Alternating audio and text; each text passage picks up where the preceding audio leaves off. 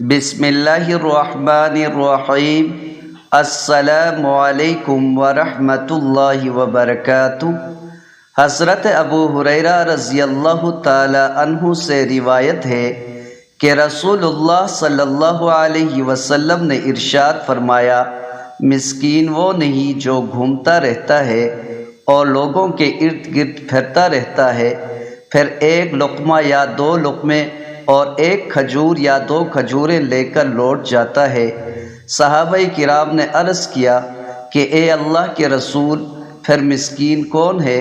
تو آپ صلی اللہ علیہ وسلم نے فرمایا، مسکین وہ ہے جو اتنا مالدار نہ ہو جس سے ضرورت زندگی پوری کر سکے، اور نہ لوگ اسے مسکین تصور کرتے ہوں کہ اس کو صدقہ دیں، اور نہ وہ لوگوں سے کچھ مانگتا ہو۔ حضرت ابو ہریرہ رضی اللہ تعالی عنہ سے روایت ہے کہ نبی کریم صلی اللہ علیہ وسلم نے ارشاد فرمایا، بوڑھے آدمی کا دل دو چیزوں کی محبت پر جوان رہتا ہے، زندگی اور مال کی محبت۔ حضرت اسماء بنت یزید رضی اللہ تعالی عنہا بیان کرتی ہیں، رسول اللہ صلی اللہ علیہ وسلم نے ارشاد فرمایا، جس نے اپنے مسلمان بھائی کی غیر موجودگی میں اس کی غیبت نہ ہونے دی تو اللہ پر حق ہے کہ وہ اسے جہنم کی آگ سے آزاد کر دے۔